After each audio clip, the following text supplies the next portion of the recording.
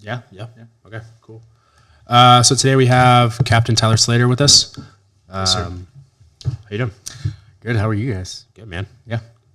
Good. So usually we start every episode. We'll just have you give us a quick autobiography. Tell us where you grew up, how you got into the fire service, family, what you do in your free time. Sweet. Yeah. Grew up, born and raised in Salt Lake Valley area. Product of divorce. When my parents separated, they went their separate ways, obviously. Both got remarried when I was super young, maybe 5. My old man got remarried first and got me 2 stepsisters with his wife. They're still happily married 30 years later. My mom remarried and got me a stepbrother, and he was my best friend growing up. He was a stud. Both he and my stepdad were cops. So my stepdad was with the Salt Lake County Sheriff's Office for like 18 years. He retired from there and then went to West Valley, actually, which got me kind of going in that direction when I became an adult. My brother is still a cop for Layton. He's a lieutenant up at Layton PD. So public safety's kind of always been there for me.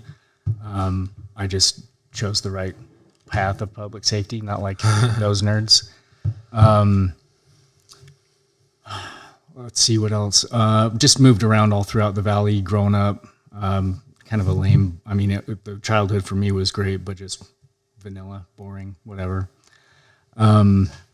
I graduated from Bingham, went to the U, and knew that I wanted to do something medical. So I was thinking I was going to be a doctor like an idiot, and quickly realized that that was not for me. But I took a EMT class and fell in love with it. So fell in love with the medical side way before fire. Ended up doing my basic. At the time it was intermediate, and then my medic all within a couple of years. Got my medic. As soon as I got my medic in 2008, did the fire academy at the behest of my stepdad, who was working closely with Chief Evans at West Valley. Went through the West Valley Fire Academy in 2009 and had been testing. I tested for a couple of years.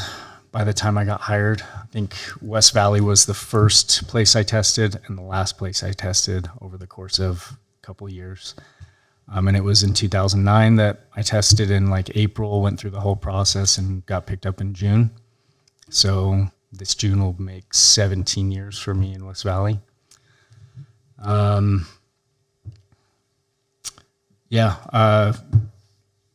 Didn't really know what I was getting into when I did the fire stuff. I knew that I wanted to do firefighting and especially the paramedicine. But I didn't really have an idea what that entailed. I just knew medical, fire. The all hazards facet was super unknown to me. So after my probationary year, I realized there's a ton of shit that I had access to at my fingertips. Right after my probation, I did hazmat, I did tech rescue, I did SWAT. I got into some bomb tech stuff for a little bit. Never really went down like the wildland path or the investigator path, but everything else I could. I tried it and I loved it. So started falling in love with all that stuff. Stayed at the hazmat station after I got onto the team. I was at 73s for 10 years. Got my CCP. Did that thing, was on that inaugural box and transfer and all that shit for a couple of years before I got promoted to captain.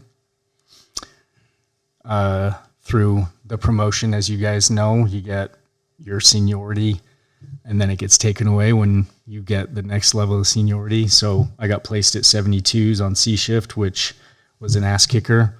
But it was awesome. I wouldn't change it for the world as far as my experience goes as a captain. And now I'm back at the hazmat station now that we're at 71s for the time being, and enjoying my life, slowed down a little bit. Yeah, I mean, that's it in a nutshell. As far as it pertains to what we're talking about today, there was a really big turn in my career and personal life that happened when I was about. Is that better? Yeah. When I was about 6 years on. The group that got hired, so my group got hired in 2009. Then like Todd's group, the bigger group got hired in 2011. Then Wiseman and Luke and House and Riley Peterson got hired in like 2012 or something like that. Riley Peterson was my best friend growing up. Like, played baseball together. He was always just running around with me, hung out with his dad. His dad was a firefighter for county. He and I were buds, and we kind of grew apart a little bit during high school and all that stuff, but helped him get hired at West Valley. We reconnected, and me, him, and Kevin Funk were all super close, kind of as I was moving on in my family life. Riley and Kevin were getting super close as single dudes out on the prowl, all that stuff. I knew that Riley had some serious relationships and breakups that affected him.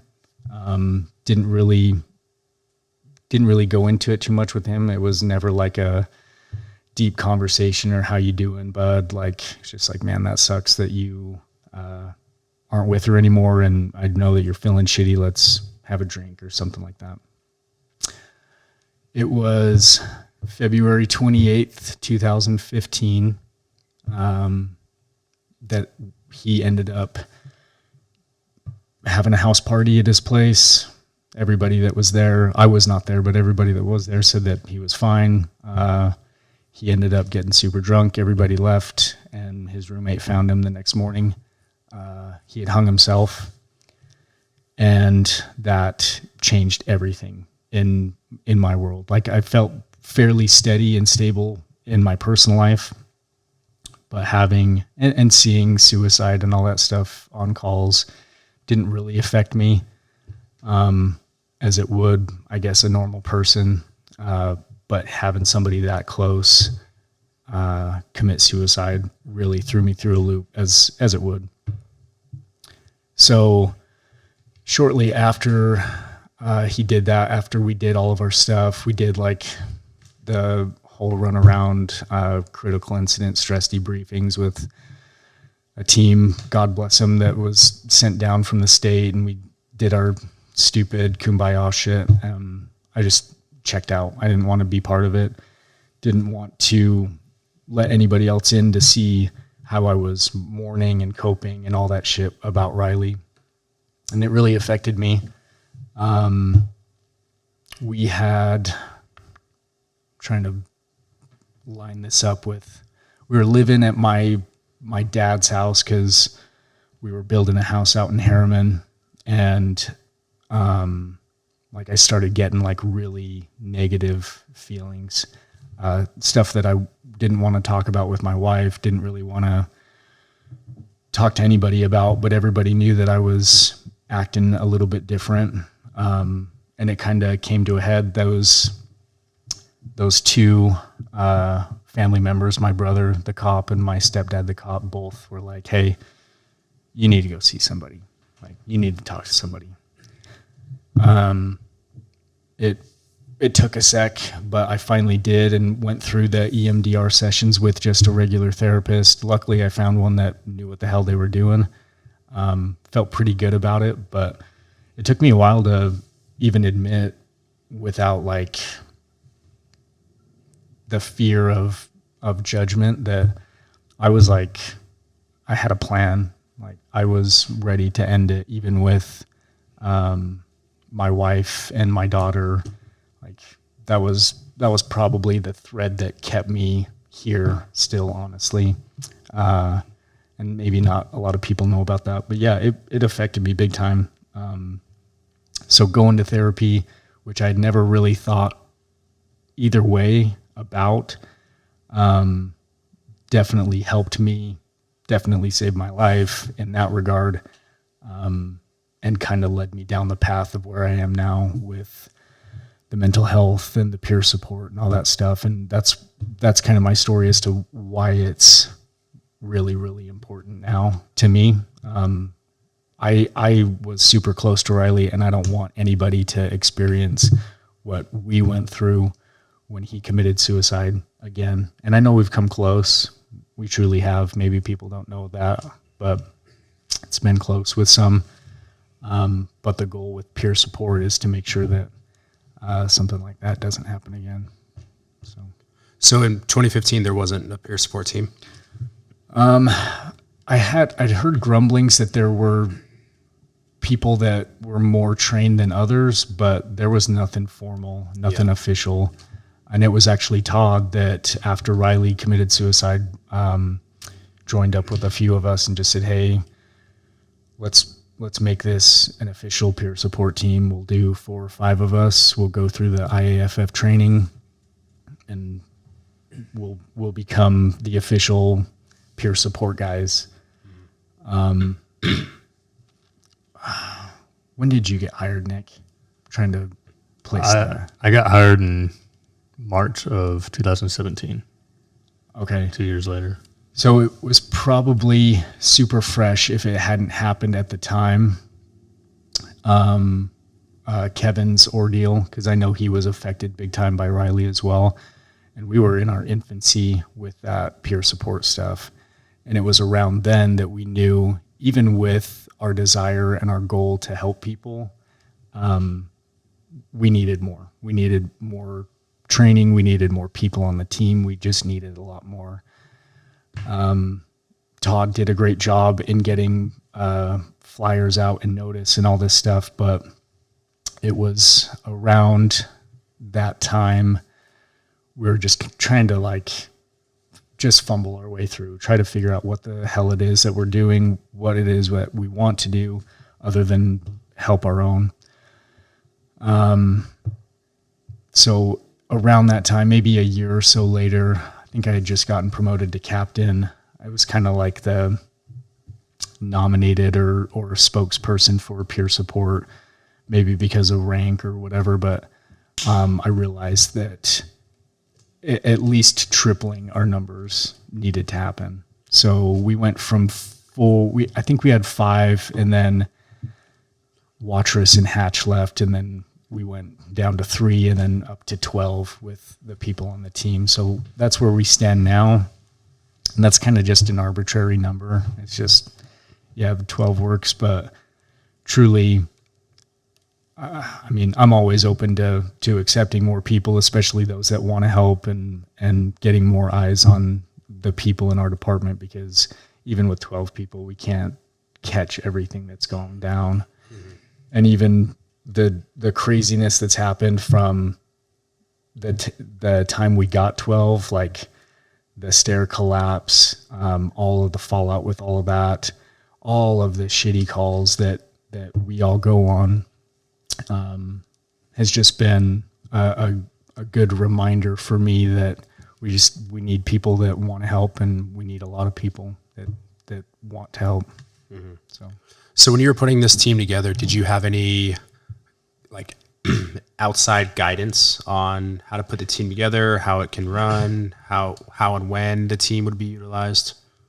Like I said, in the infancy, very little guidance, and it was just kind of our little echo chamber. Like, hey, does this sound good? Sure. Yeah, we're just trying to help. When we added members to the team, in my opinion, one of the best additions was Alec House, because he's so empathic. Like, he just wants to help people, and he's like the firefighter for firefighters, right? And there's a few of those guys. It was Alec that told me about his therapy sessions with Lane Hilton, who I had heard of at the time, didn't know much about, but yeah, the shout out to Lane was he became our unofficial mentor for West Valley Peer Support. I don't need to get into his biography. I'm sure if you've heard of him, if you've worked with him, like, you know what his intentions are. He's a good guy. Definitely helped us out a lot. And he was the one that set us down the path of doing the peer support led CISDs, which has become kind of what we're known for, I guess. That's kind of where we function the most. Very, very helpful that way. And I feel like if that is it's not the intent of peer support to just do that and do only that, but if that is where we leave it, I would be happy. Like I said, with Riley, with some other previous ones, Fatal Fire, stuff like that, where people that I didn't know came out to talk to me about my feelings and just the uncomfortableness of it all. Didn't work. Did not like that.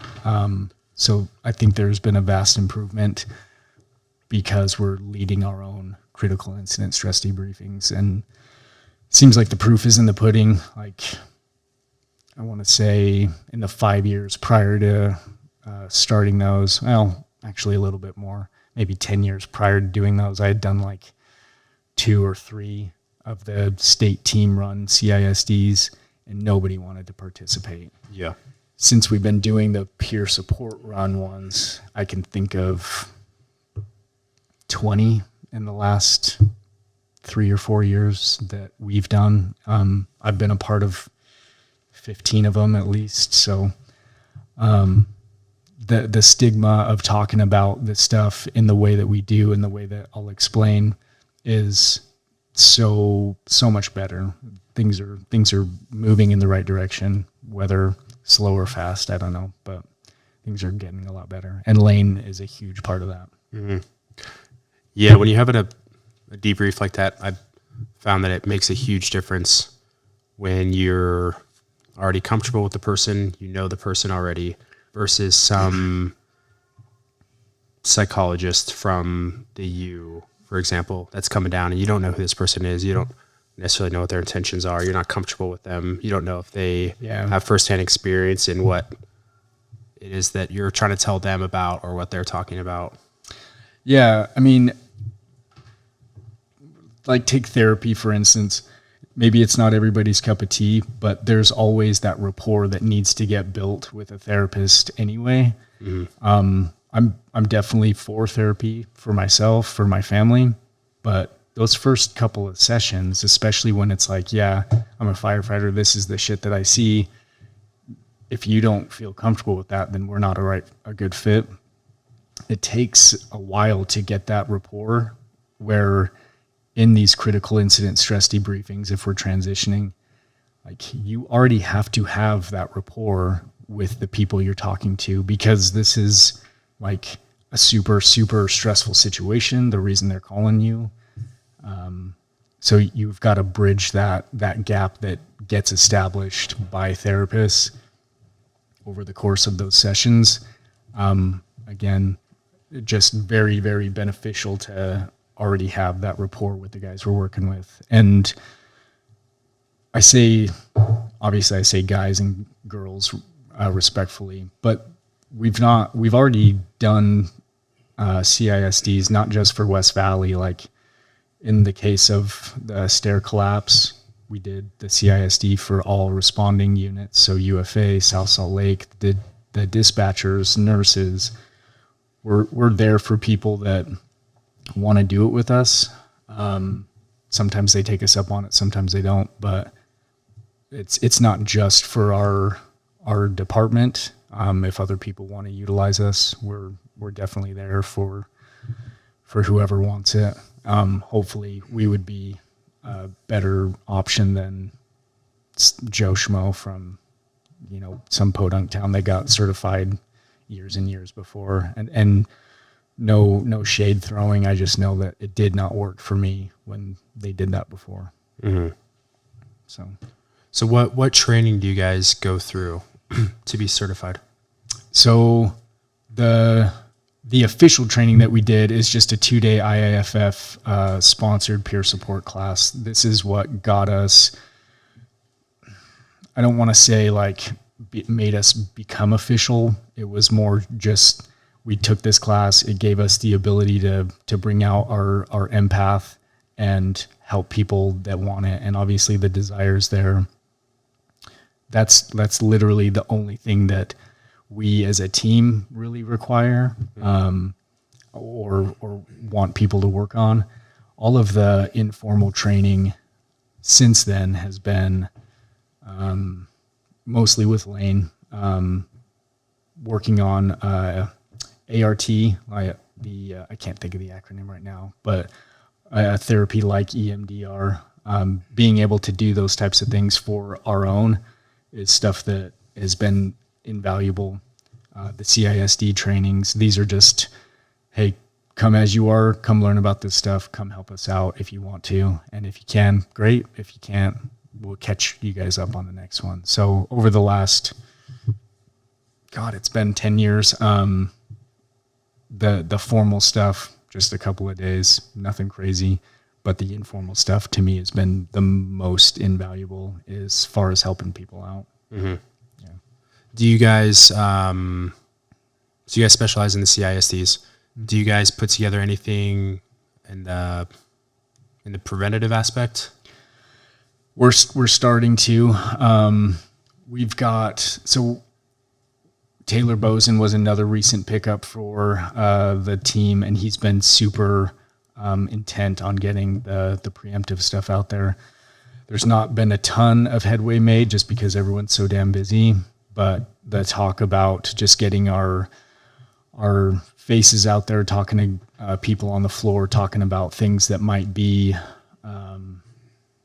thought to be taboo in the past, just doing almost like, again, we are not therapists, we are not like any pro, we're just there as a resource, as a gap, as a bridge to help somebody get to where they need to go or may need to go. So for us, it's just getting out there and checking in on people. And when it's known, like who on your shift is a peer support member, maybe you don't, like maybe on C shift, Nick is between 4s and 1s. Maybe the guys on the east side don't know Nick very well, guys like newer guys or whatever. But that was the purpose of getting a ton of guys on each shift, so you could feel comfortable with at least 1 or 2 peer support members on your shift, so you could talk to them. And that's on top of the guys that you're working with as a crew. And when you take away that negative aura surrounding mental health as it used to be, I think it allows like a pathway for us to be open to talk about it. Like I would have no problem talking to you guys about my mental health. Obviously that happened because I know that you guys care, right? Where before maybe that wasn't the case. I think we're just taking away speed bumps that were there in the past. So yeah, a roundabout answer to your question.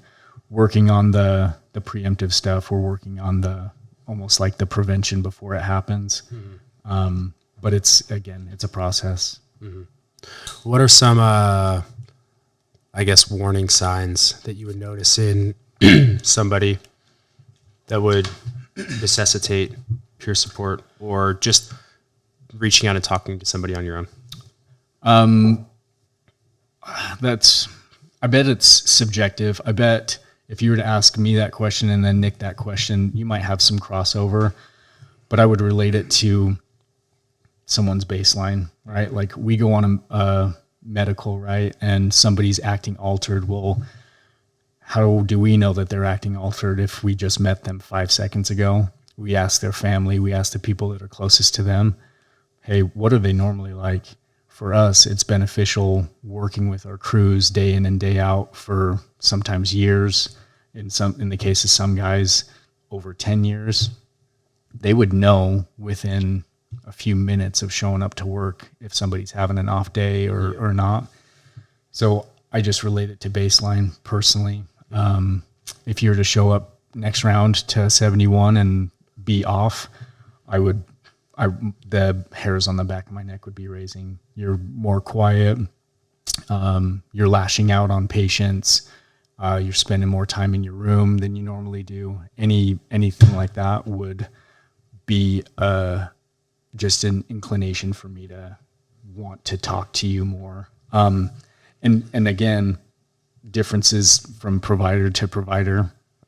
Like I'm a fucking provider, like peer support member to peer support member. The way that Nick approaches something would be probably different than the way I do. I personally very much like the one-on-ones or the small group talks.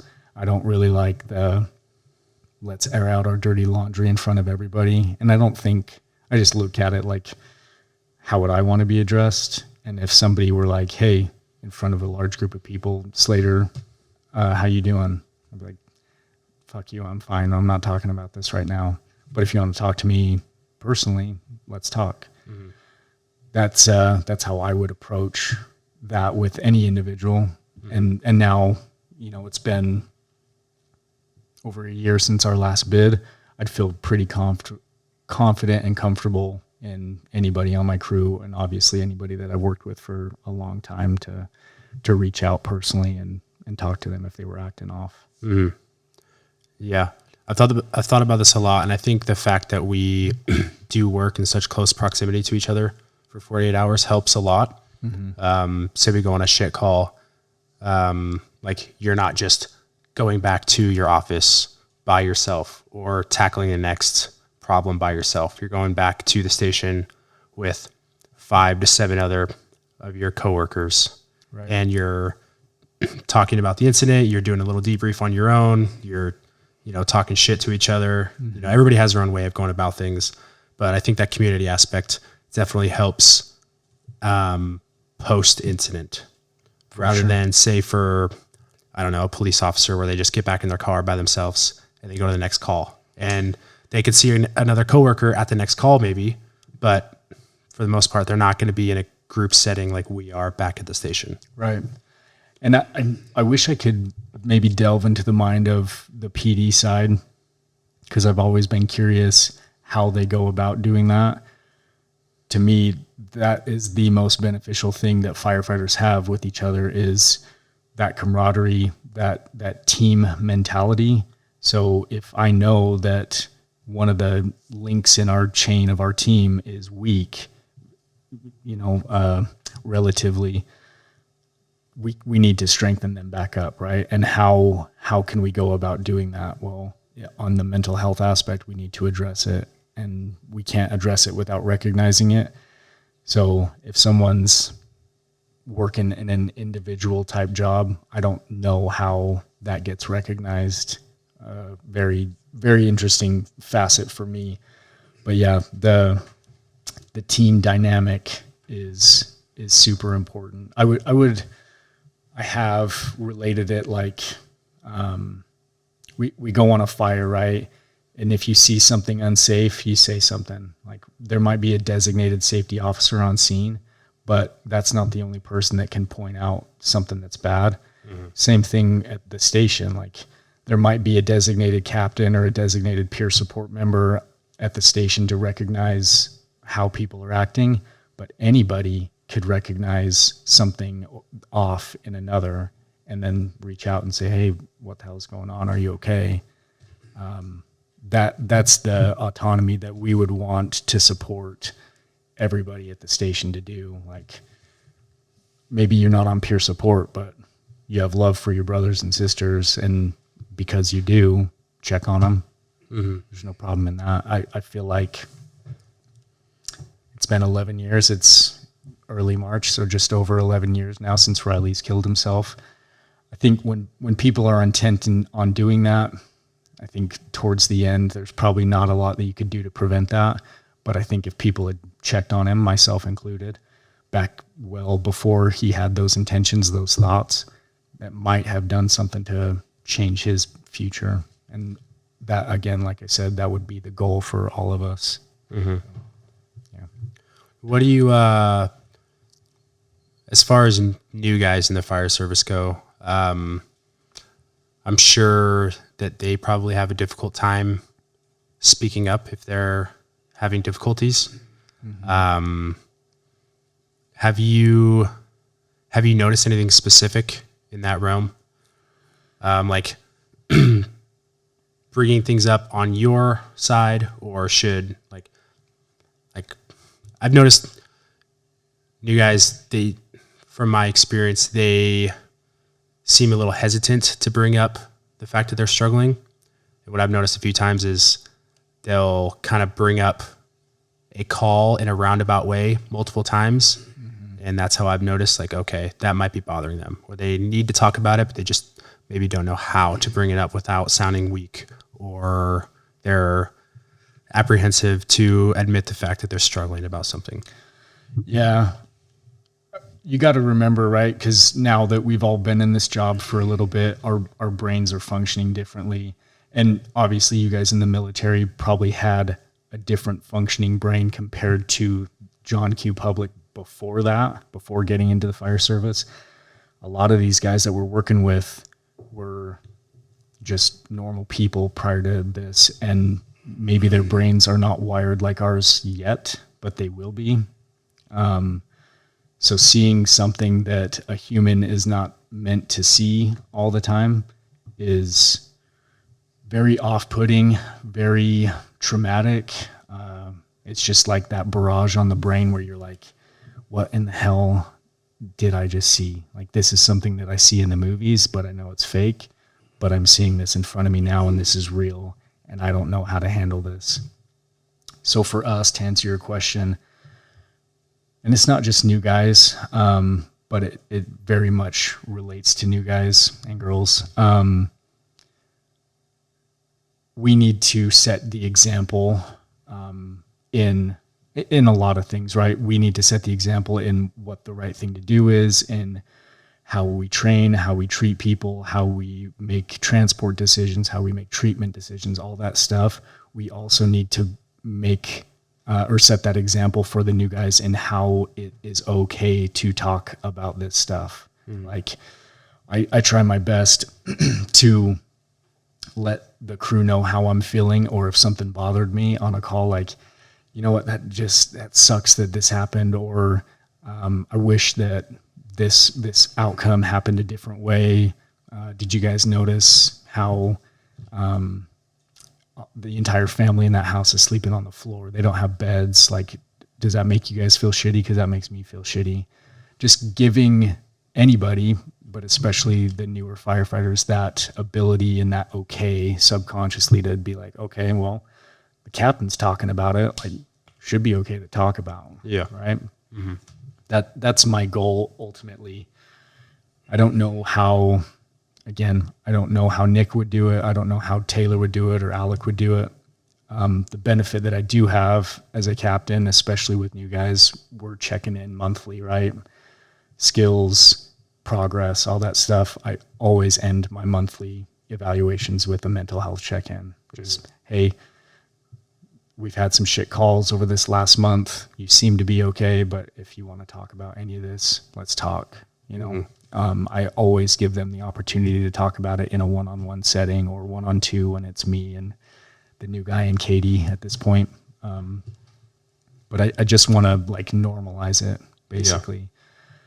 There's nothing wrong with talking about something and talking about our emotions, even, you know, getting angry, crying, whatever, that emasculates any of us. Like, we do one of the coolest jobs in the world that a lot of people look up to, and I'm damn proud to do it. In no way, shape, or form do I feel like less of a man, or anything, or like less of a person because I talk about how it affects me in a negative way, you know? Mm-hmm. Yeah. Nick, do you have anything specific as far as how you go about the peer support program or CISDs that's different from what Tyler said? I mean, maybe in some capacities, just like as far as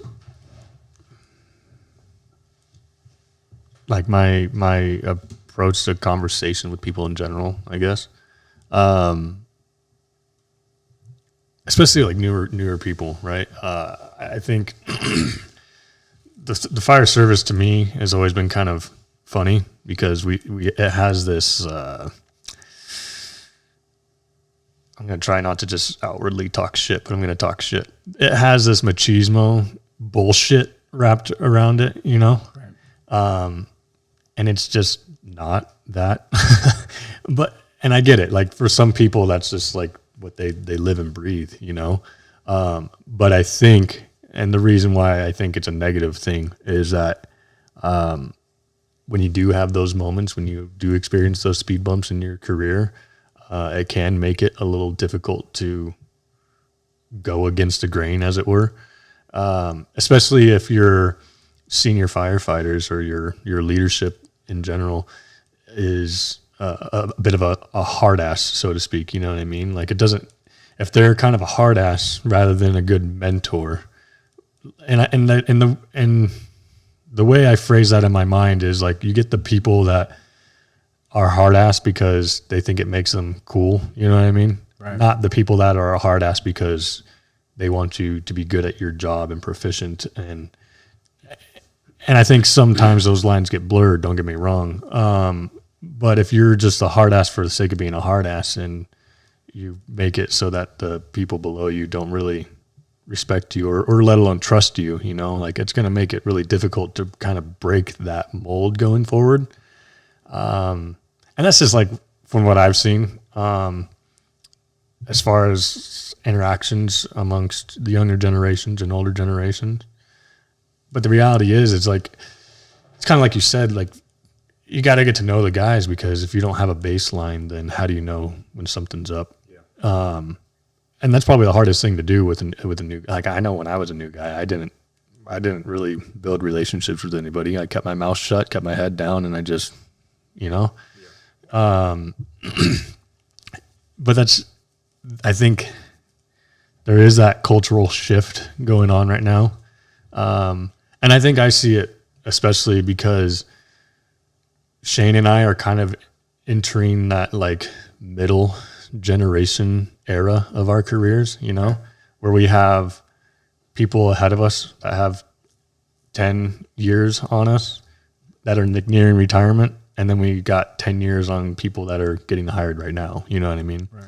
And so we're kind of in this weird, like, cultural shift within the fire service. And we're kind of seeing it firsthand. But I think that's like the biggest thing that we could be doing for people is, you know, check your ego out the door. And like you said, if we can kind of lead by example, if we can make people have trust and confidence in the leadership that they're surrounded by, I mean, that is powerful in and of itself, you know. I think too, the hard part is like, I don't know, like as far as like recognizing people going through it, like, yeah, baseline is a lot, but in my experience too, it's the people that always seem to just be happy-go-lucky all the time that are like, that they hide it the best, you know what I mean? And I say that from personal experience with, I had a buddy of mine, he was my Marine, and he was my boot. And so we say new guy in the fire service in the Marine Corps was your boot, right? And one of my boots, it was after not only had I been out, but he had been out for, I believe, a couple of years because I was already working here. But he was like the happiest go lucky. Like you never would have guessed that he was going through it. You know what I mean? Like he was the funny guy. Like everybody loved him. He was always cracking jokes. He was literally like the life of the party. And I remember I was on shift and I got the call that he had killed himself. And you're just like, fuck, of all people, you know? And I think for me, that's always been like hard lesson learned as far as red flags are concerned. That like, man, sometimes people are just really good at hiding shit. And the best place you can start is just having those relationships with people and hopefully other people seeing you as approachable. That kind of, what you're talking about, it kind of shook me, like with the Riley thing, what it sounds like with your guy. When somebody doesn't fit the mold of the depressed access to firearms or has a plan or whatever, somebody comes across as the guy that's like, there is no way that person is going to do this. If you were to tell me in a year this happened, it like shakes your core. Like if they can do it, right, anybody can do it. And if they pulled the shade over my eyes, anybody can. So like, how am I going to catch the next one? Or how is this even going to work? Yeah, it's tough. Like, yeah. And that being said too, like, cause when I was in the Marine Corps, it was still of the old thinking of, like, I don't know. That's probably, and that's you. This fucker's, Jordan will like it. When I was in the Marine Corps though, like, like when we got back from deployment, it was, no one said anything. It wasn't that the environment, didn't allow it. It was just, that was just the norm, you know, like you just buried yourself in a bottle of liquor and onward and upward, you know, and you just didn't give it any second thought. And it's weird having been in, extreme professions like I've chosen in my life and going from that environment of mental health, what's that, to the complete opposite end of the spectrum of, hey, because you do this job, you're going to be fucked up.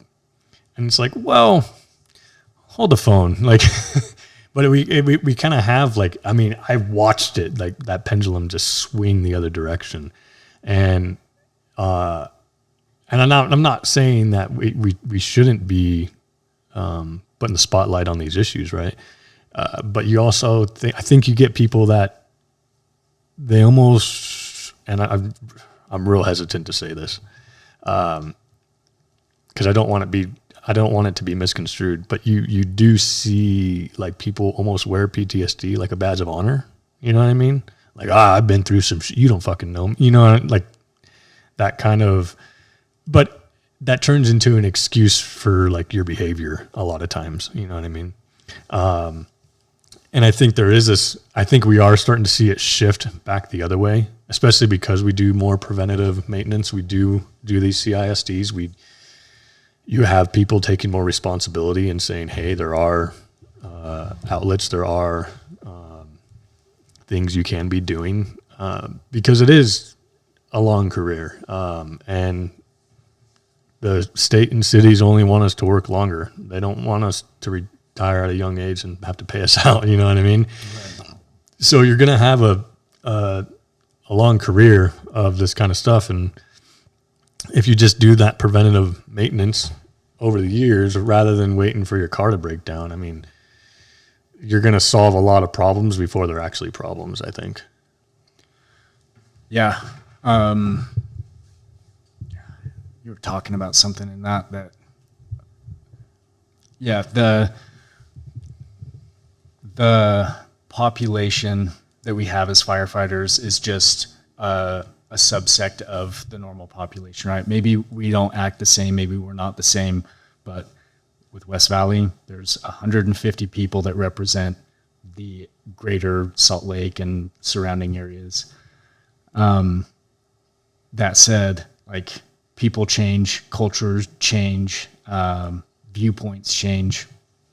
I do feel like if it's been romanticized or if it's been just not really understood in somebody's personal life and somebody's brain, they kind of fill in the gaps with what they think it is. And I think, like, looking back, if you had or have PTSD or actual triggering events, you know it, right? Like any one of us here could space out for 60 seconds and think of something that we've seen that's triggered us. I don't know that everybody that says they have PTSD can go back to an event. And maybe they can, maybe I'm assuming, but I think the term triggering is getting overused, right? Like, man, that color on that billboard really triggers me is a little bit different than, man, seeing this kid being pulled out of a dryer dead really triggers me, right? Like, a little bit different, obviously, but that's, to me, that's just the goal as part of that preventative, that maintenance is, hey, like, this is why we talk about it. This is why it's to the forefront. Just because we talk about it doesn't mean it's going to happen. Doesn't mean that we're fucked up from it. Just means it's out there. And if it's out there, we can address it. That's really all it is for me anyway. Can you, unless you got anything, but can you go through what you do prior to every CISD and just showing the physiology behind it? Yeah, absolutely. Hopefully this doesn't mess up the sound. I can help out. I can hold the board. Yeah, let's do that. Does this, if I put it up here, can you see that? Yeah. And can you hear me if I do that? No. Okay. I'll try to get as close as I can.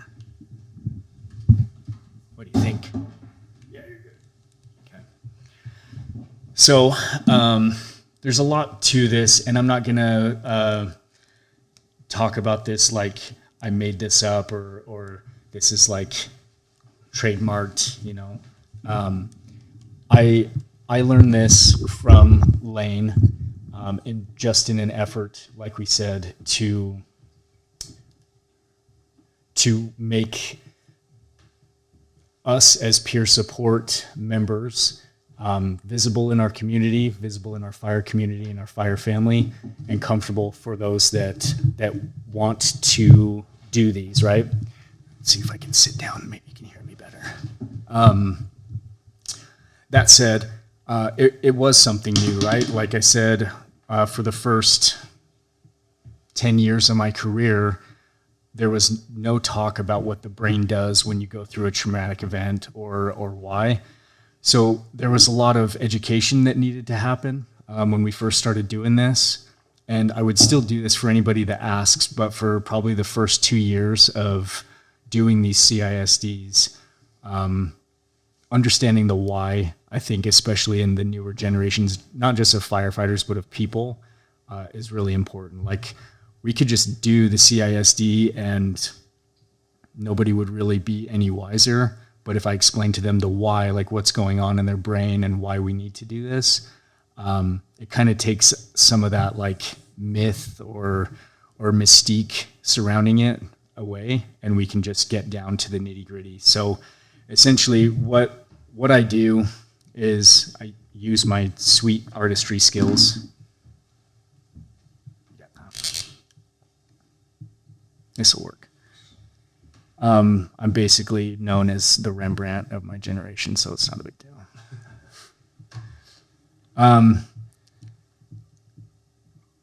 So this is my artistic drawing of a brain, right? Yeah, that was great. Thank you.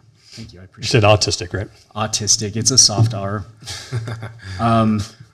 Clearly, we're not using all parts of our brain at once, and we're not using just one part of our brain all the time, right? But the parts that we do use that are important for firefighters, amongst other things, are our prefrontal cortex, our cerebral cortex, and our limbic system. For just a quick breakdown, your prefrontal cortex is like your personality. There's some things in there on speech, but we call this part of our brain our executive brain. It allows us to make decisions in an evolved world and space that affect us like long term. It's a good thing to be in your executive brain, and most people, this is totally normal for them to process things in their PFC. For our cerebral cortex, this is getting a reach here.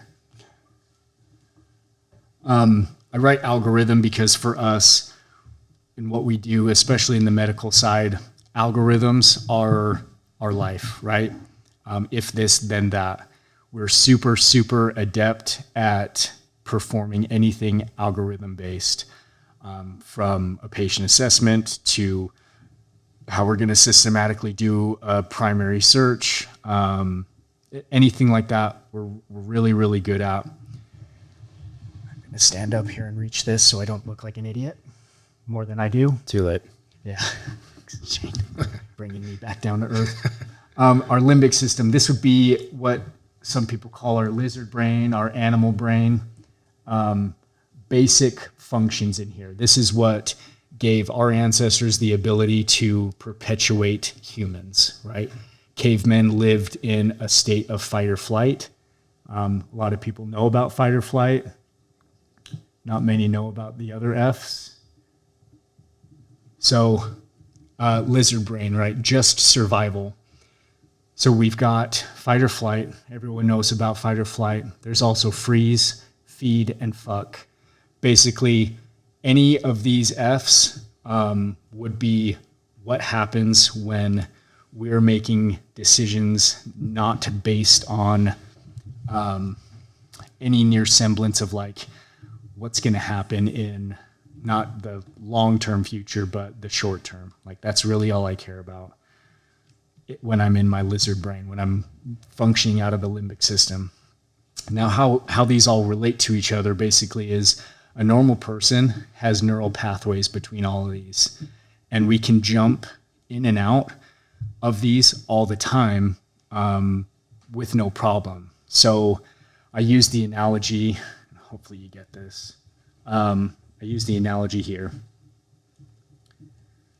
that we live in Utah, right? This is an easy one. Live in Utah. I'm driving my car to work. It's February, not this February because it was shit, but driving my car to work. It's snowy, it's icy, and I'm thinking about the work day coming in. So I've got just my normal baseline, and I start getting frustrated. Maybe I calm myself down listening to Stick Figure or something like that, and I'm just chill, right? Well, if my car hits a patch of black ice, then I start to redline, right? This would be just the graph representation of epi getting dumped into my system, adrenaline getting dumped into my system, and me going into my limbic system.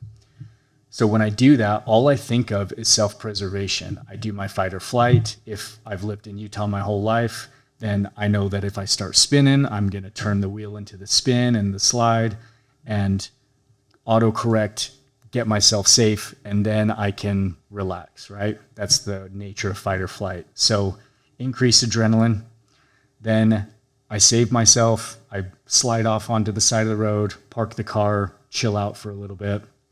Once I realize that I'm safe, I get cortisol start dumping into my system that takes me back down to my normal. And then I can go about my day, get to work, explain how I'm the best driver in the world because I didn't crash. Now, in a normal human, when we go into this adrenaline-fueled fight or flight, and then the cortisol dumps to get us back normal, this takes about 90 minutes to get fully back to normal, back to our baseline. Now, what happens, and I'm going to kind of superimpose this over everything, this same thing happens to firefighters, right? But think about the longevity of firefighters and these specific situations, particularly medical calls. This same shit happens where maybe we function normally and then we go on this call, the tones drop and we do our thing, like the empath in us, like even if it's not our emergency, it's an emergency to somebody else and we are there to try to help them, right?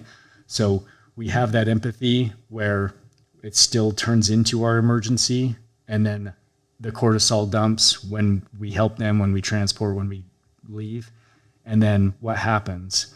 As the cortisol's dumping, we get another call, or we start talking about bullshit admin stuff, or we start to stay triggered within that 90, and then it resets. Cortisol starts to dump, and then we get another fucking call. And then we just end up staying up here, especially for a 48-hour shift at a busy station. Well, our brain doesn't care. Our brain's like, well, you like to stay in this limbic system. You like to stay in your lizard brain because you're always in self-preservation. So this is where your baseline's going to be now.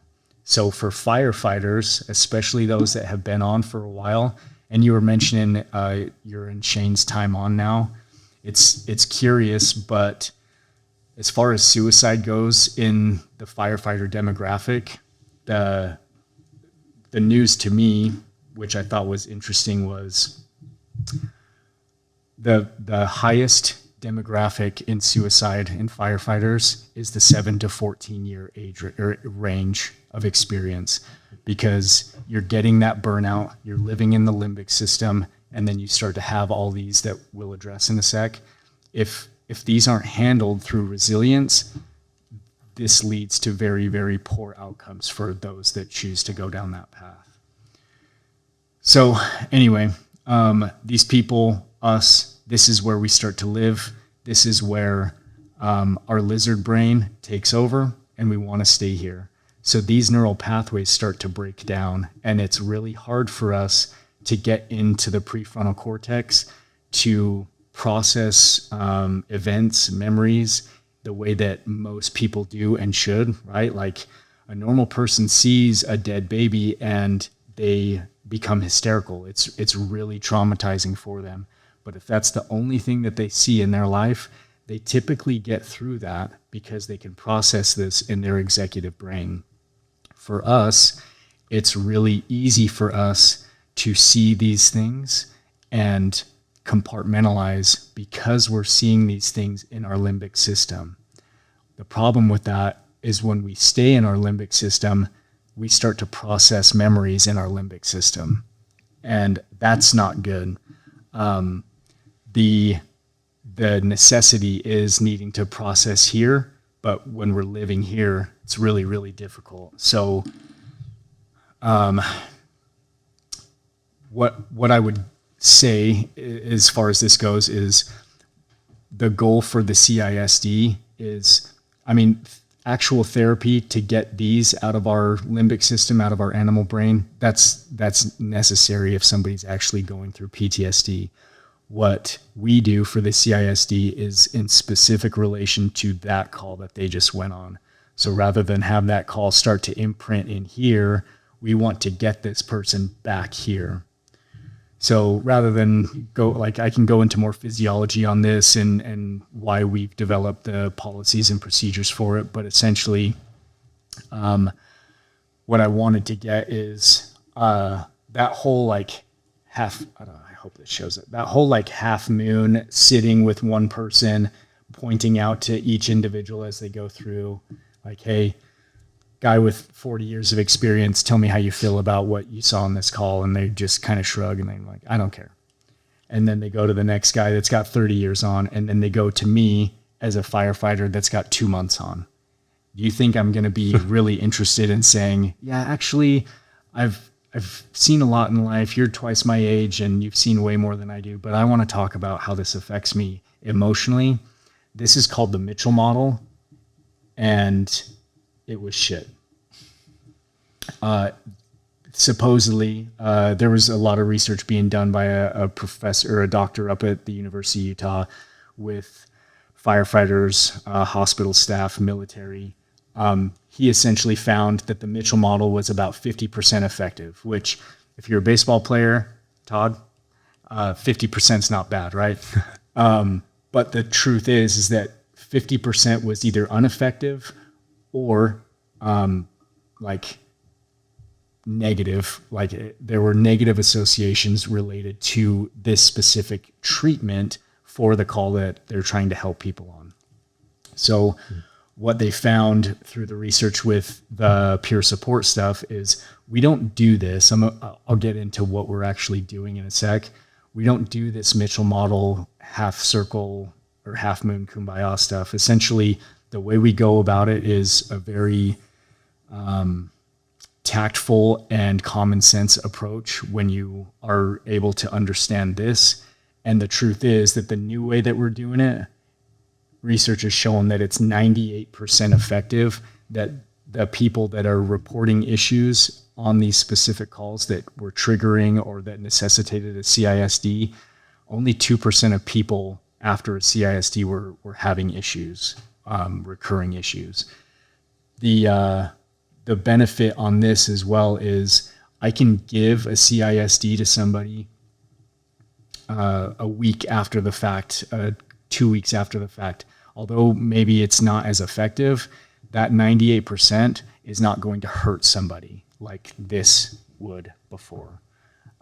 So that to me, because I'm a numbers guy, was just proof in the research, proof in the pudding that what we were doing, not great. It seemed great when you don't have anything else to compare it to, but this way better. And although it took, and it is taking a little bit of work from us, I just want the firefighters that we're working with to make sure that they are resilient enough to go on the next call. And maybe taking a pause, talking about the resiliency, like just because we go on these calls and it's assumed that we're going to get fucked up from them.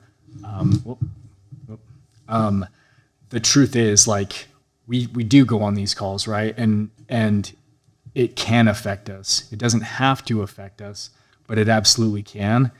The goal isn't to avoid the calls. The goal isn't to just throw your hands up in the air and say that everything's hopeless. The goal is to make yourself resilient, right? Come out stronger on the other side. You know you're going to go through something. The goal is to be stronger on the other side. And that's why, again, we're doing this. So I think I feel pretty good that I've hammered this dead horse. This explanation is how I started all the CISDs. I made sure I answer every question that might be had.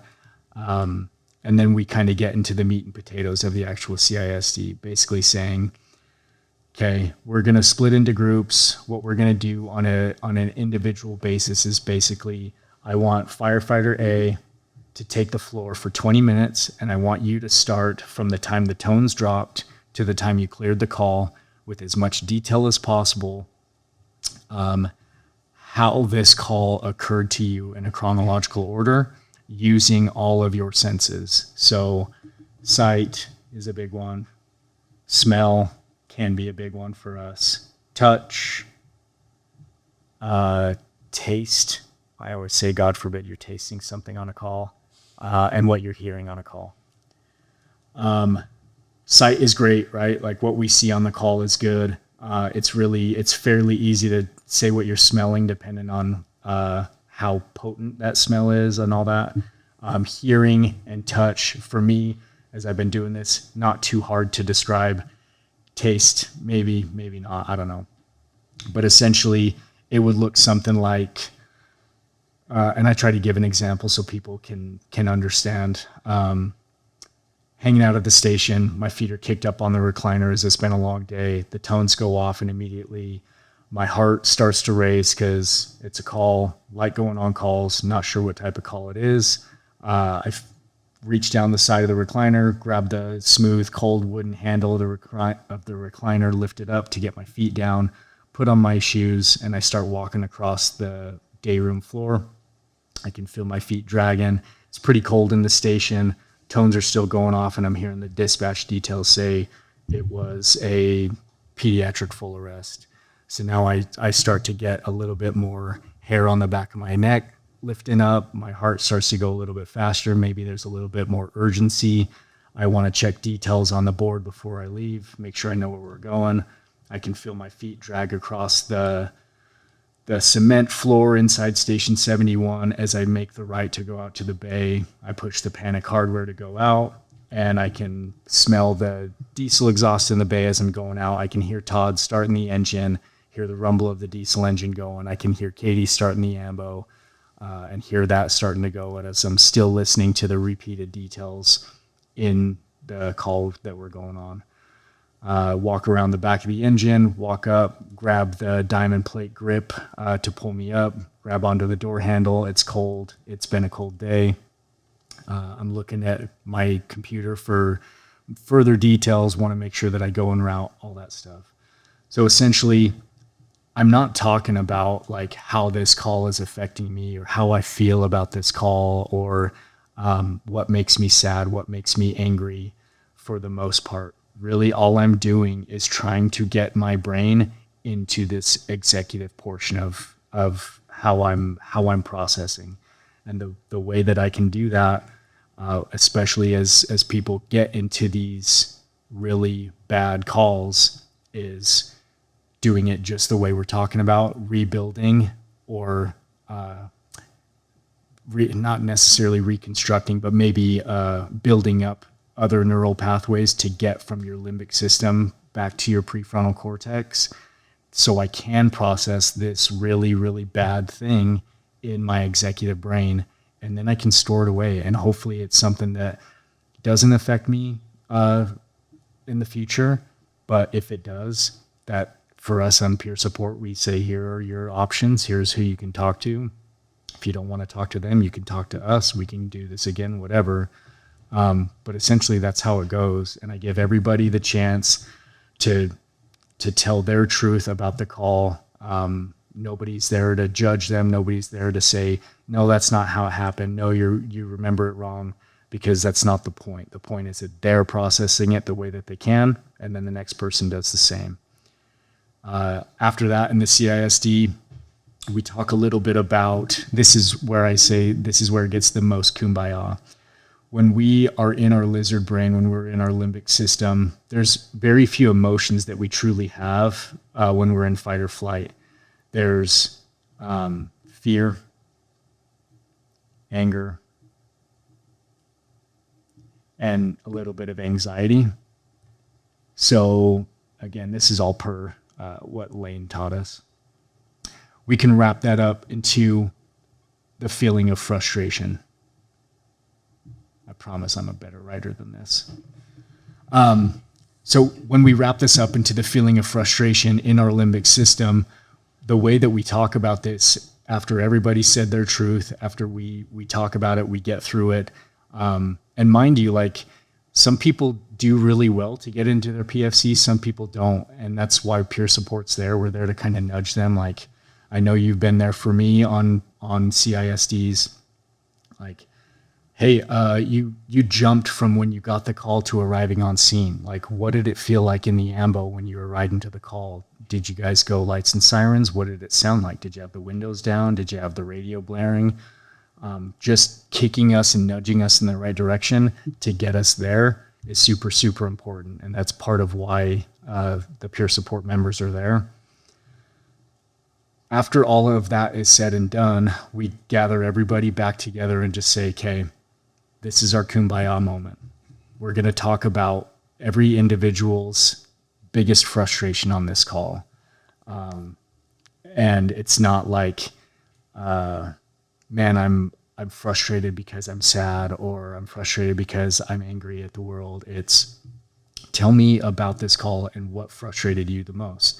If it frustrated you the most that your captain didn't take command and didn't have a strong command presence, this is where we are all adults and we say, what frustrated you the most on this call?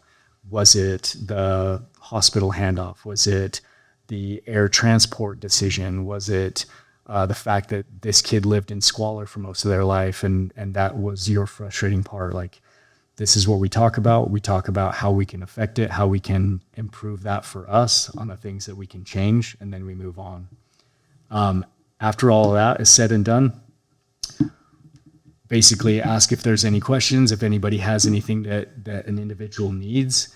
And it's not it's not necessarily uncommon for people to get into their prefrontal cortex and react in a completely different way than you would expect. I've seen people hysterically cry, which I would expect.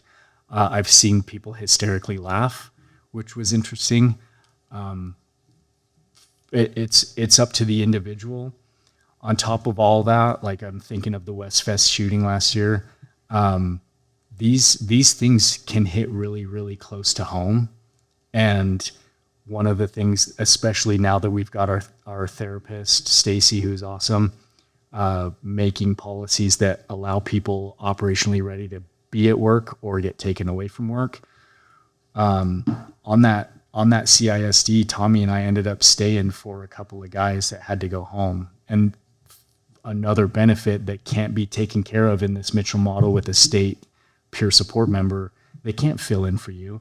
They just, if anything, they would send you home and then you're running shorthanded. For us, the ability to stay there because we care, let those guys go home and be with their wife and kids, that meant a lot to us in the fact that they allowed, in this case, it was Chief Hall, allowed us to do that for them, just to give them that break. Some people need it, some people don't. The goal is to, again, that resiliency we're building and to be operationally ready for all this, because we're still at work, right? I've done 2 CISDs outside of work. So for the most part, we're on duty. Other people are covering our calls until we make ourselves operationally ready. And that's our goal as peer support, is to do that. And I mean, you want to do it quick, but you want to do it right more than anything. So Speaking of, can you talk about that 90-minute thing? yeah. Going out of service and stuff. Oh yeah. When we were working on implementing the peer support led CISD, Chief Owensby came to me and wanted me to come up with a policy. We don't need to get into the details of the policy, but essentially it says, per the physiology and this that I described, doing a CISD sooner than 90 minutes after a call is just like doing a hot wash. It's good to talk about if that's your jam, but it's not good to process anything earlier than 90 minutes because you're still in this animal brain, right? You're still, even if we're sitting in a recliner, laying in bed, having a conversation with our loved ones, whatever, after this call, we're still in lizard brain. Like, it's our goal to get out of this as much as possible. So within this 90 minutes, I would reach out if I'm on peer support as the captain on duty, or if Nick's on duty and knows that another crew had a CISD call or worthy call, you reach out to the captain, you reach out to the crew, and you say, turn it off. Turn off Versaterm, turn off your radios, no tones to the station. You guys stay out of service until you hit this 90-minute mark. If you're 2 hours, if you're whatever, great. 90 minutes is typically ideal as far as how our floor chiefs want us to get it done and rolling, but 90 minutes is minimum.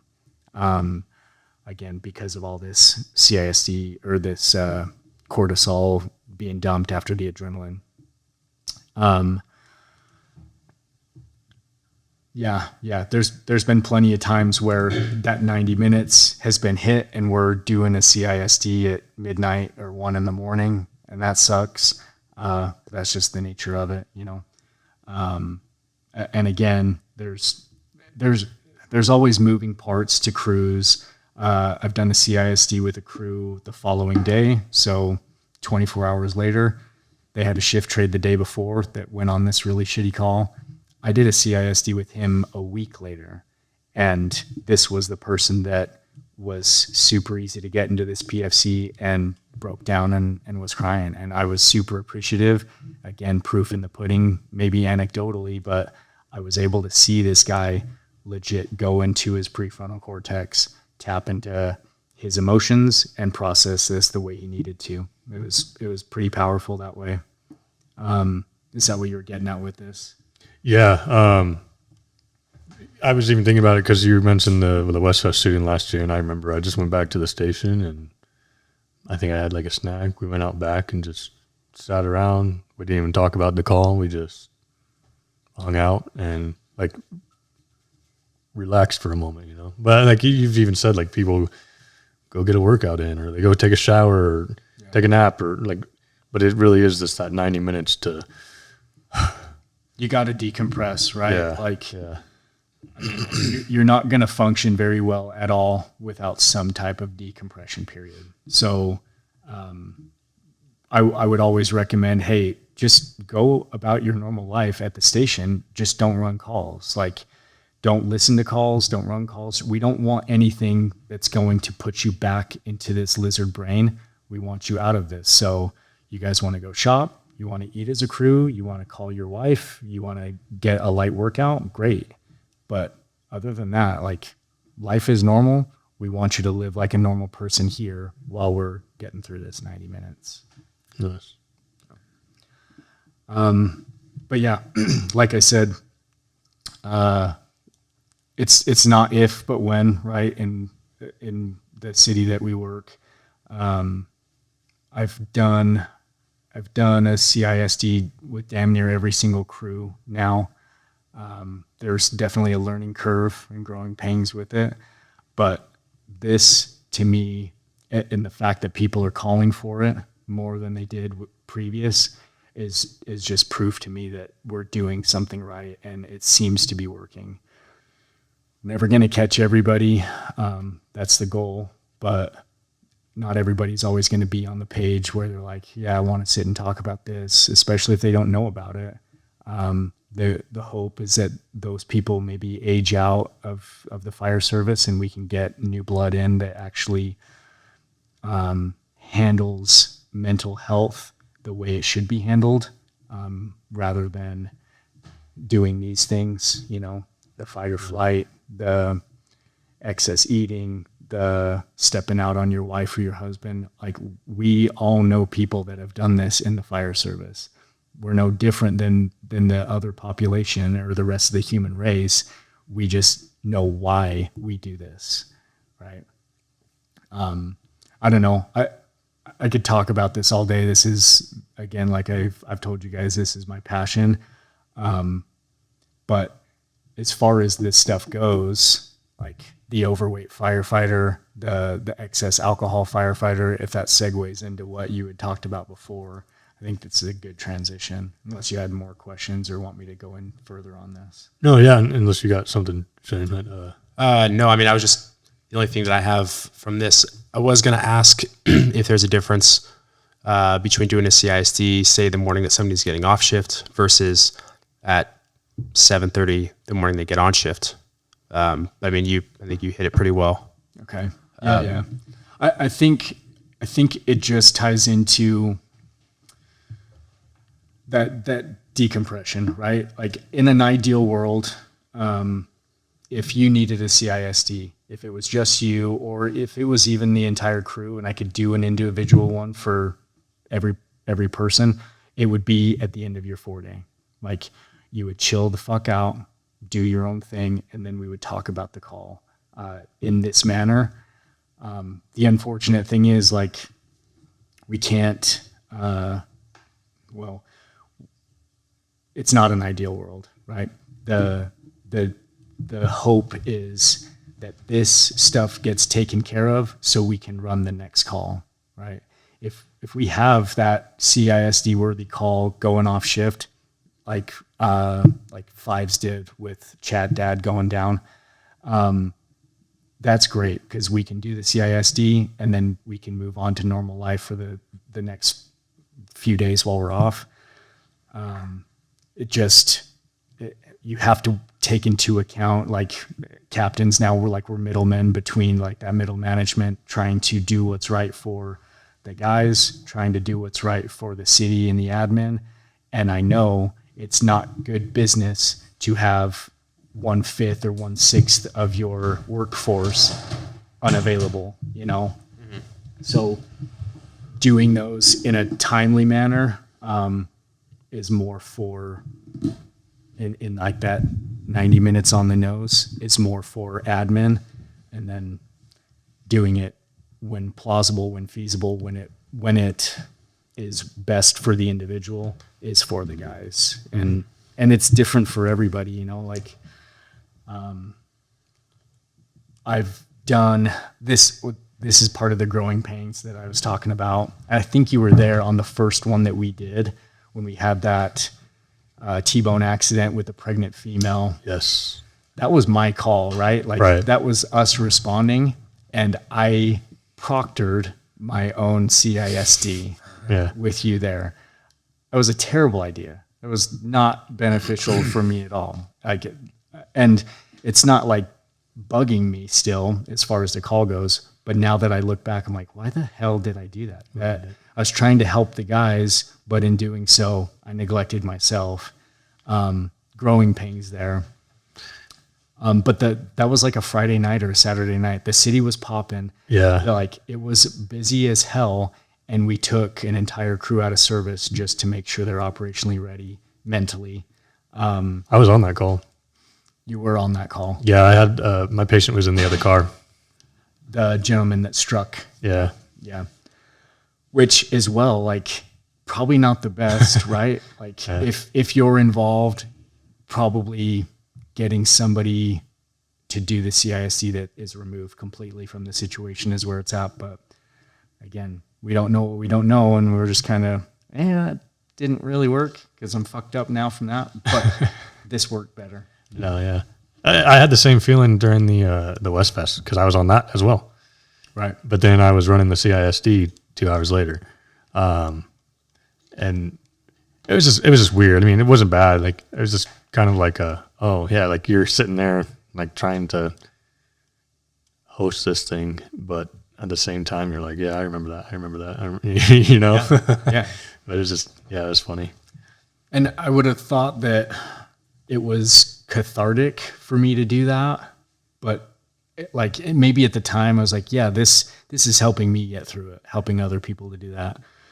I don't think, like, maybe on surface level it was, but I don't think, like, deep down I got the benefit that I needed without doing the CISC. I get that. What, I guess I might be changing the subject if you wanted to go into what you were talking about. A whole little question silly, and then so Shane was a part of it. I think you were on a trade probably or something when I taught that class a couple of weeks ago. Yeah. But I put together a class. I call it my Joe Schmo class of just what our general patient is that we're seeing.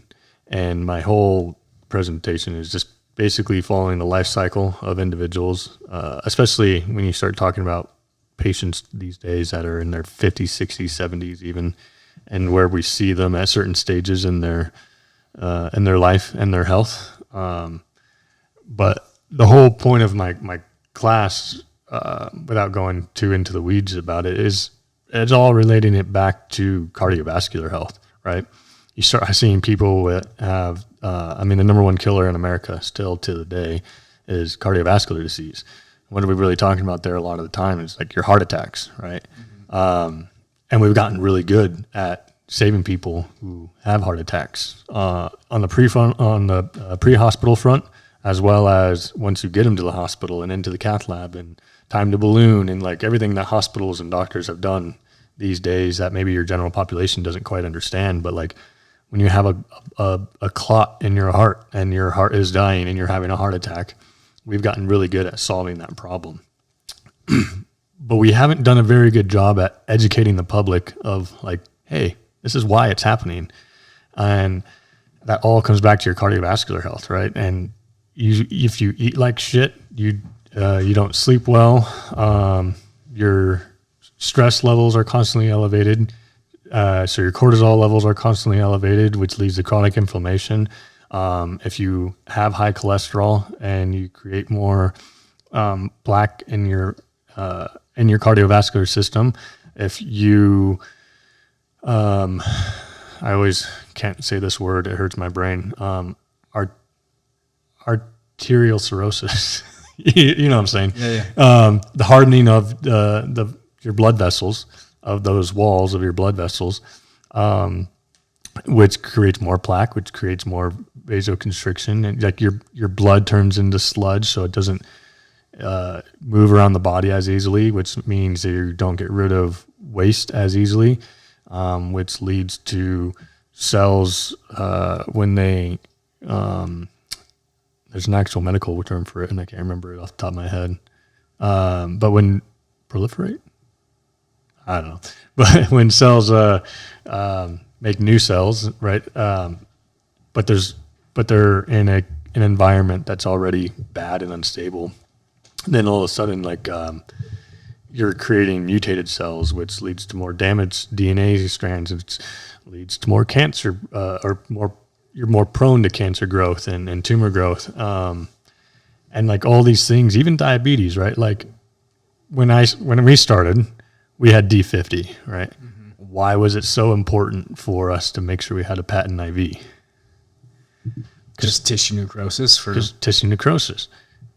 Well, the same thing's happening in your blood vessels. The only difference is blood keeps the river moving, so that sugar doesn't sit in one spot like it would in soft tissue. But the damage still accrues over time.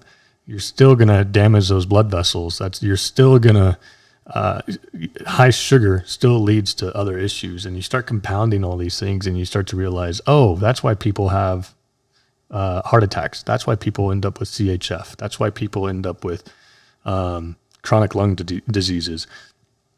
Why people become diabetic, and why diabetic is actually a comorbidity, because you start compounding these issues and you realize, like, hey, if I start controlling the things I can control, don't get me wrong, I'm not preaching.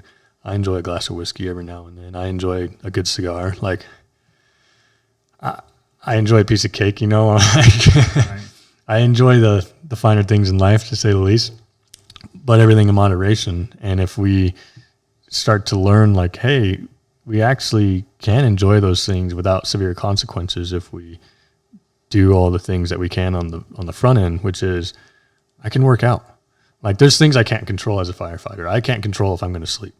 And even when we do sleep, we know and we understand now that 50% of our brain actually doesn't go to sleep when we sleep at the station, because our brain's in a heightened state of awareness and on alert. Our brain's waiting for the tones to drop, so we don't actually enter REM sleep when we sleep at the station. Like, there's all these studies that show all this now, but we can control. Did I go for a run today? Did I take care of myself? Did I eat well, or did I just eat like shit? Did I just eat crumble cookie all day? Because that's what firefighters do, is eat donuts and ice cream, you know? Like, did I do, or did I control the things that I can control, especially knowing that I got a 25-year career ahead of me? Or, you know what I mean? Like, especially like younger people coming on. I mean, it's wild now. I haven't been on this job for 10 years, and you see people that you started with, and you watch like some guy's age, and you're like, dear God, dude, like it's been 10 years and you look like you aged 20, maybe 30 in some cases, you know what I mean? Absolutely. And you start to see, like, well, why is your testosterone hurting? Why do people have issues with these, and with like hormone issues and sleep apnea and all these kind of things? And you start to realize, like, because we're redlining ourselves like all the time. For 48 hours on shift, we're redlining, be it stress, be it sleep, diet, lack of exercise, or whatever the case may be. And then we go home and we don't do what we need to do in our off time to prepare our bodies and mind to go through that stress for 48 hours again. Because that's essentially what the 4-day is, right? It's hey, this is your chance to recover and get ready to do it again. Right. And again, 5 times a month, and more if you're doing trades and overtime, and you know. And when we're young, we think we can do it forever, and then time catches up to all of us, and you start to realize, like, shit, there's things that no matter what I do, I'm still going to have issues. I'm still going to have a back issue. My hearing's still going to go. Like, there's still going to be these chronic issues that I deal with, but how much can I manage, and how much of it is actually in my control? But the most the crazy thing about it is that, like they did the studies. One study was that one of the number one things they contributed to longevity. I forget the name of the study. I can even pull it up for those who are interested and want to look it up. It's the Association of Cardiorespiratory Fitness with Long-Term Mortality Among Adults Undergoing Exercise Treadmill Testing. This was done in 2018. The number one thing they found as far as the link to longevity was a high VO2 max, which is, I mean, what are they saying at that rate? It's run, bitch. Like if your lungs can handle a high VO2 max, it means you're running. It means you're doing cardio or high intense cardio in some fashion. So it means you have good cardiovascular health.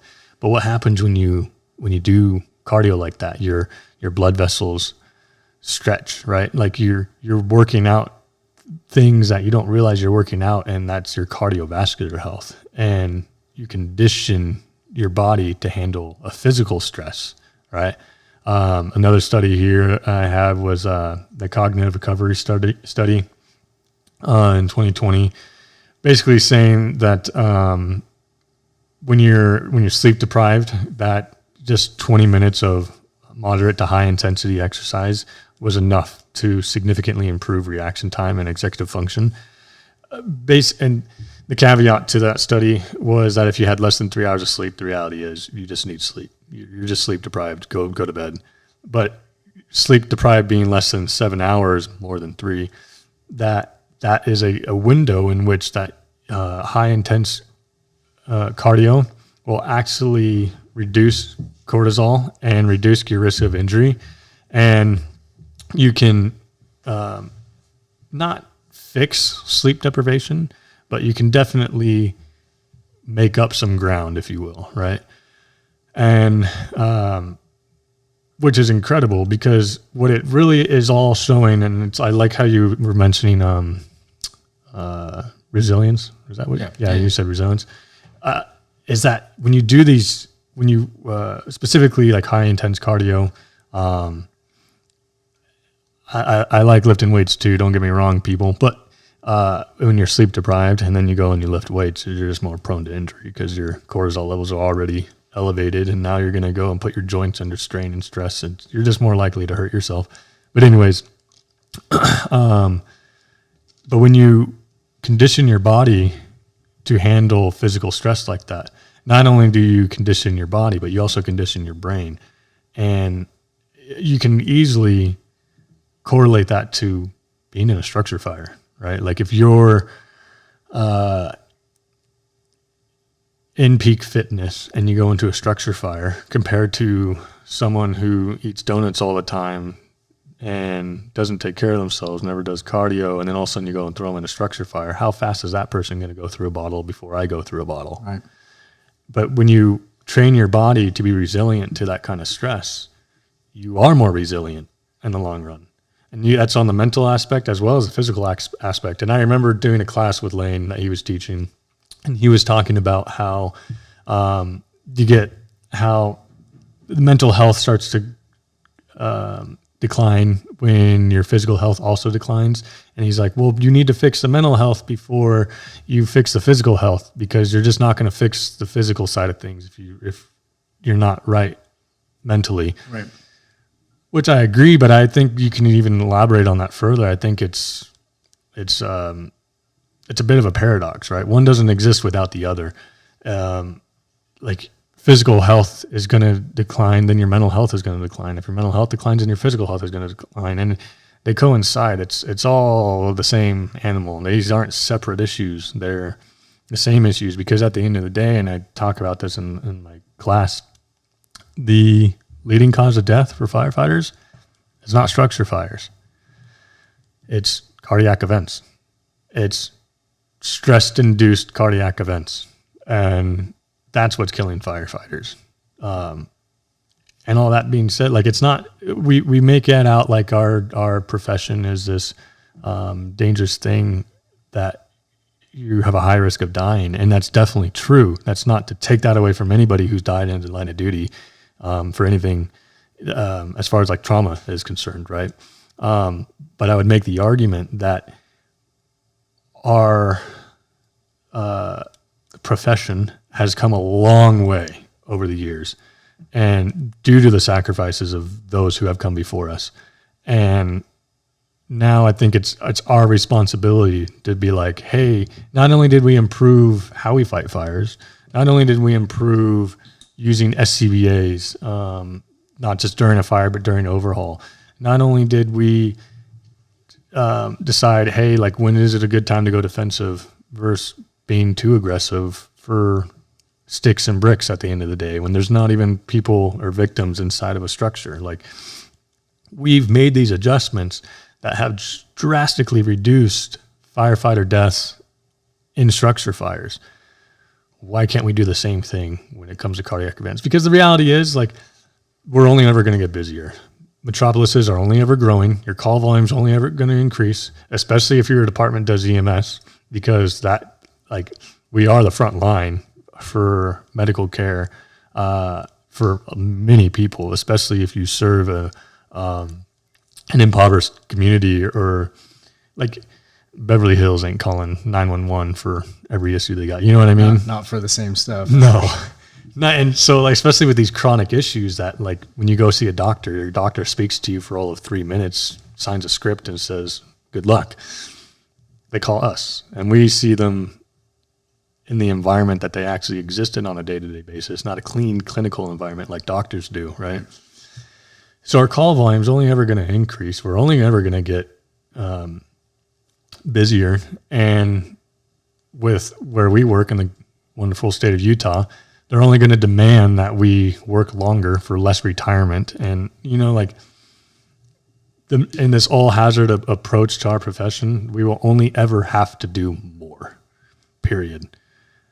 So why aren't we doing things to prevent some of the consequences down the road? Because I don't plan on working 25 years and retiring just to die 2 years later of a heart attack. That's not the goal of mine. This is just a job for me at the end of the day. You know, it's what puts food on the table for me and my family. But I'm not gonna die for a paycheck and to put my name on a wall or something, on a memorial down the road for what, right? For your wife and kids to go visit. Exactly. Versus visiting you at home. Exactly. Seeing you at home. Yeah. And so I just think that we are busy compartmentalizing physical health and mental health, but man, the fire service really lacks in the physical department, which is amazing because TV would tell you otherwise, you know. Right. But like, the reality is, man, like, firefighters we're inherently lazy. And to be fair, a lot of it is because when you're on shift for 48 hours, you're in survival mode. You're not trying to thrive. You're just trying to make it through shift, right? Especially after 10, 15, 20, 30 years on the job. But we can make ourselves more resilient, like you're saying. For sure. I agree with everything that you're saying on the physical side. I think the overlap is insane. I would test you to find the most physically fit person you know, and show me that they are also not mentally healthy. Like, this person, if you've got your physical game on lock, ideally your mental game is there too, right? And we're not any different at the fire station. Yeah, the idea that we can jump on a bike or go lift some weights for an hour and address that, or address our mental health with a check-in with Stacy or whatever. I mean, that it's great and it's progress, but we need to be doing more for ourselves. We need to be doing more for each other. I think the steps that we've made, and this is over years, right? Like I said, I've been doing the peer support thing for 10 years, and it feels like a snail's pace, but we are making progress. It's government pace. Yeah. We are making progress on the mental health side. I do feel like we will make progress on the physical side. I don't feel like you can let one lag. Yeah. Like either way, if we were working on the physical side, the mental health would come up eventually. Not saying just let Jesus take the wheel and it'll work itself out. Like we need to work on it, but it will get there. Yeah, for sure. I think too, one thing that I also wanted to touch on too, not to be a plug, but for those who don't know, I also do, I'm a loan officer and do mortgages. But let me tell you, like, how much insight that has given me into, like, how much in economics in general, right? And you start really starting to understand what financial health looks like. And man, there's some amazing graphs out there that coincide with divorce rate and interest rates. And as interest rates climb, so does divorce. Sure. Right? The more unaffordable life becomes, the more financial stress you feel at home. Like all that is very real. And so when you look at it through the lens of a firefighter or first responder in general, and because I'm also thinking back to Lane's class, like this wasn't just how firefighters operate. This is firefighters, police officers, nurses, doctors, military, and he even talked about teachers, I believe, right? But man, like your job is chaos. And then if you go home and your home life is chaos, and then your physical and mental health is chaos, like it's just this breeding ground for all you're waiting for is you're redlining your vehicle. You're driving your vehicle like it's a fine-tuned sports car, but the reality is how many of us are driving around in an 86 Honda and never change the fucking oil or the tires or the brakes or, Yeah. And it just compounds. And I think you could see that especially amongst first responders because, and this was also very big in the military, just to be clear, like the way people are not financially responsible. And it's because we work hard, play hard. Like our profession just naturally feeds into that, especially because like you've probably the first 5 years of your career, you don't make a lot of money. So by the time you finally actually have a little coin in your pocket, you're going to play hard as well, and it was the same thing in the military. I know Shane's probably got plenty of stories of guys buying trucks with 10% interest rates that they couldn't afford or whatever. Mm-hmm. Oh yeah. Yeah, I mean, it's the same thing here, right? Like we all know guys and girls that are living outside their means. And if that works for them, there's no judgment here. However, I know how it would work for me and it wouldn't. Like, right. If I can't live within my means, I'm going in a mental tailspin. Yeah. And then I'm so distracted by that, I'm not going to be going to the fucking gym. And then my physical, like it is all intertwined. And by no means am I the perfect example of any of that, but I'm working on it, just like the attempt is for all of us too, right? Yeah. It's very enlightening when you put a spotlight on any individual one of these. The others are going to follow, or they're going to be close by. So I like that. I didn't get your class, but I did see your slideshow, and it looked very poignant to what we do, obviously. What have you found works the best for you to take care of yourself outside of the job? My honestly, individual stuff, I love going to the gym. Like, that working with me, it is a priority for me. And it just happens to be something that actually takes care of my body. So that's for me. Some people, Lane included, would argue that working out is not a hobby, whatever. I think I disagree with that. Like after thinking about it, like maybe depending on your perspective, it's something that we do to do the job. But I find a lot of zen in just getting to the gym. Like I'm hungover one day, I go to the gym, I feel immediately better. I give myself that excuse, that ability to recognize, like, I did this, I chose to do this, I can do this again. So yeah, to answer your question, the gym for me, and then honestly, probably bigger than that, I fucking love hanging with my kids. Like they can be the hardest things in the world for sure, but they bring me so much joy. My son is like a little mini me, and he's just crazy, and I love chasing him around. I love doing sports with them. For me, that's like what can immediately bring me in.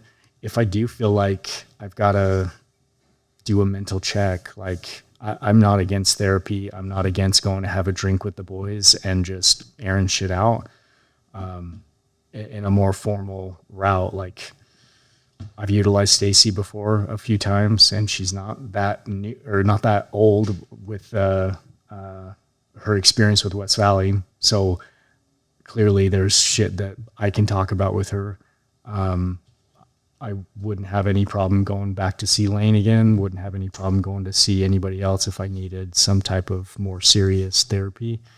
But yeah, that shit centers me really well. Mm-hmm. What about you guys? Yeah, I'm a huge advocate on physical fitness.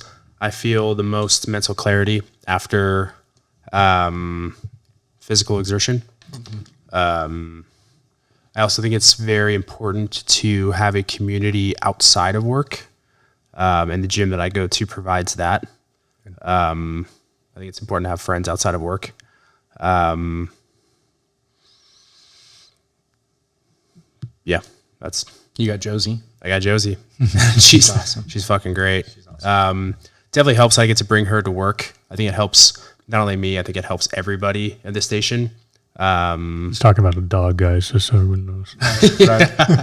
Yeah, my dog Josie. I bring her to work with me, as you know. Like I said, I think it's beneficial for everyone just to have her there. She's always happy. She's always stoked to see everybody. And like you said, not if but when we go on a shit call, having a dog there at the station to play with, to just see and interact with, I think is very, very beneficial. Yeah. Yeah. You mentioned a group outside of work. I absolutely agree. I've got friends and acquaintances outside of work. Like I love the job. I've got fire family in here. But I've found, especially early on in my career, when I was only associating with firefighters, because it was so easy to, we have the same schedule, we have the same hobbies and interests.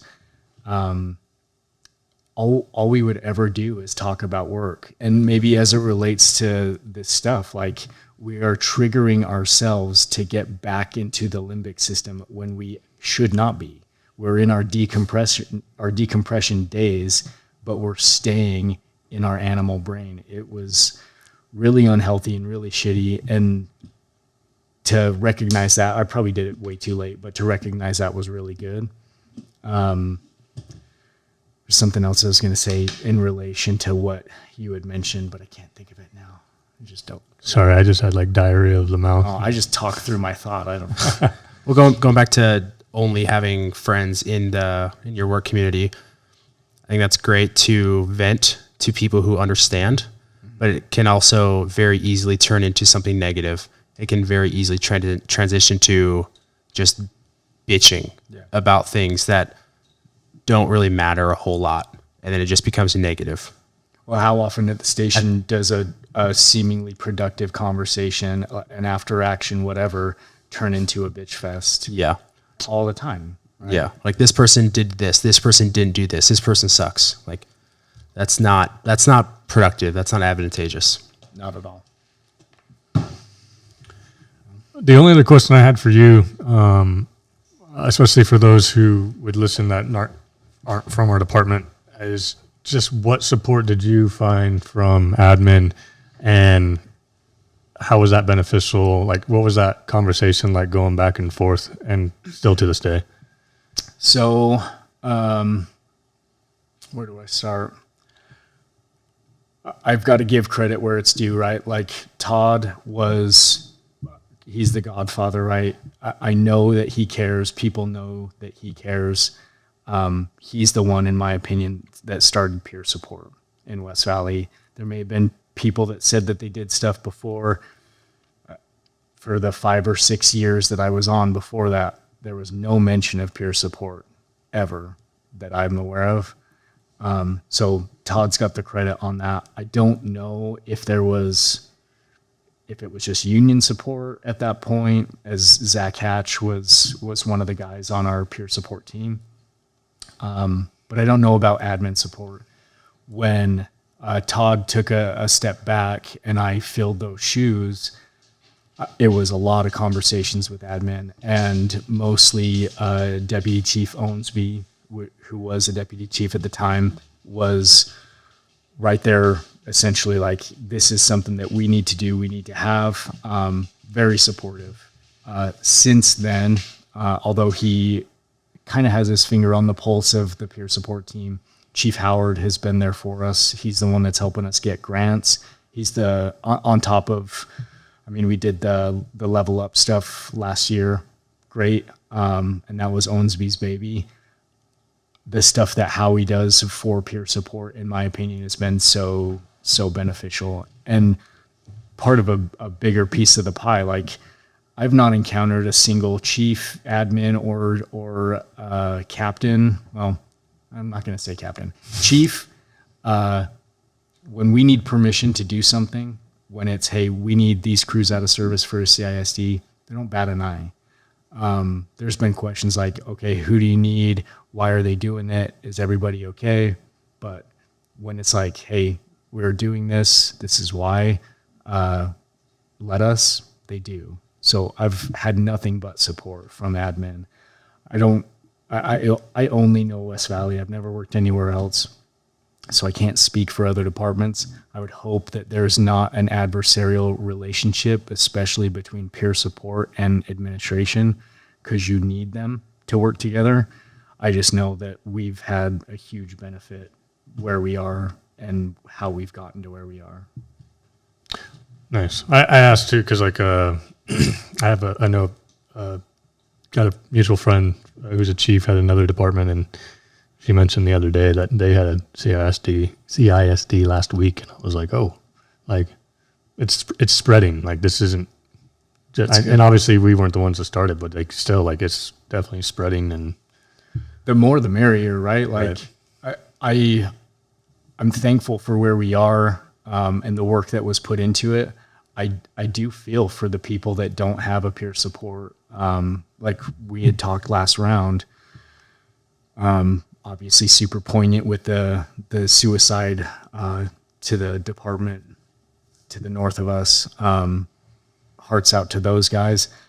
I hope that they've got a peer support team. I think they do, but given where we are, like, if you've got a hand to help, throw it out there. So I've told our contacts at West Valley, if they want it, they've got us, and we'll send up to people to help if they need it. Because not everybody is where we are. We're not as advanced as some others.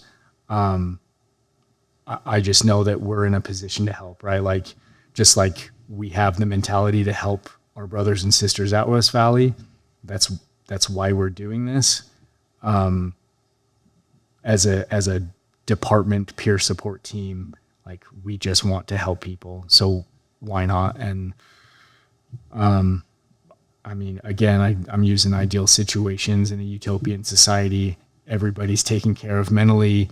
Anybody that has something come up can get addressed right away and go through it fully, but clearly that's not the case, and we just want to make it as good as we can with what we can control.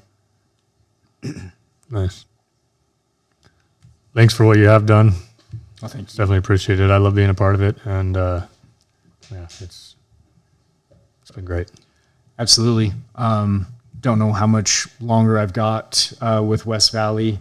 It'll probably be a while, so maybe another 10 to 15 years doing peer support, helping people out. And I'm honestly excited to see what it evolves into and what we can do in the next few years. Truly. No, that's all I got. Okay. Well, thanks for coming on again, and appreciate your time. Yeah, thanks, Tyler. Thanks for having me. Appreciate it.